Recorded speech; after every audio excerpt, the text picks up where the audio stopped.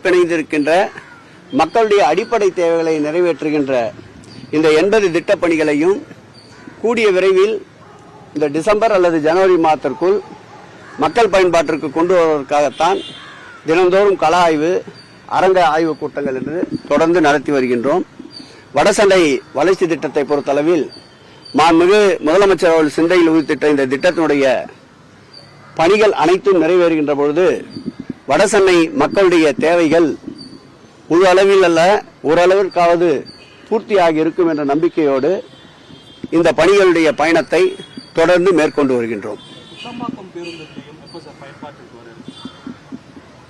August மாதம் இறுதிக்குள் மக்களுடைய பயன்பாட்டிற்கு கொண்டு வருவதற்கு எங்களுடைய துறையுடைய செயலாளர் நாங்களாவது எப்போது ஒரு முறைதான் கள ஆய்வுக்கு செல்கிறோம்.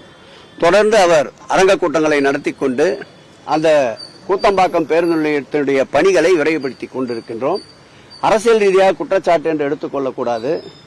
ஏற்கனவே அந்த கூத்தம்பாக்கம் பேருந்து நிலையம் வடிவமைக்கப்பட்ட போது பல்வேறு பயணிகளுடைய தேவைகளை கணக்கிட்டு வடிவமைப்பு ஏற்படுத்ததால் காலதாமதம் ஏற்பட்டுக் கொண்டிருக்கின்றது.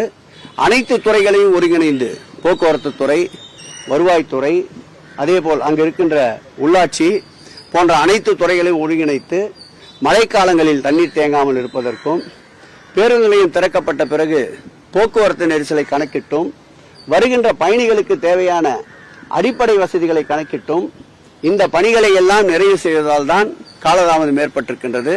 மாண்புமிகு முதல்வர் அவர்களும் அதை மக்கள் பயன்பாட்டிற்கு விரைந்து கொண்டு வர வேண்டும் என்று அவ்வப்போது ஆய்வுக் கூட்டங்களை நடத்தி கொண்டு வருகின்றார். ஆகஸ்ட் மாத இறுதிக்குள் மக்கள் பயன்பாட்டிற்கு கொண்டு வருவதற்குண்டான முயற்சிகளை முழுவீச்சில் எடுப்போம். தேர்தலின் பொழுது கொடுத்த 512 வாக்குறுதிகள்ல 50 வாக்குறுதிகளை கூட திமுக அரசு நிறைவேற்றலன்னு அண்ணாமலை நேற்று சொல்லியிருக்காரு. தூங்குபவர்களை எழுப்பலாம், தூங்குபவர்களை போல் நடிப்பவர்களை எழுப்ப முடியாது.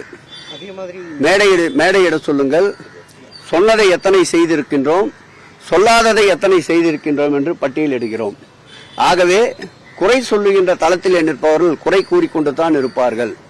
எங்களை பொறுத்தளவில் நடுநிலையாளர்கள் இந்த ஆட்சியை மாண்புமிகு முதல்வரை வாழ்த்திக் கொண்டிருக்கின்றார்கள்.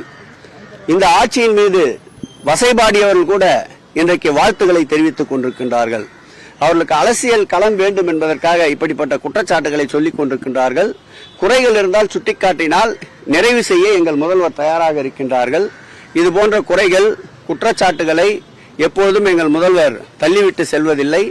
உண்மை இருந்தால் அவைகளை நிறைவு செய்ய எங்கள் முதல்வர் மனமோந்து களத்திலே நிற்பார். மத்திய அரசு நம்ம துறையோடு நிற்போம், தமிழ்நாட்டோடு நிற்போம்.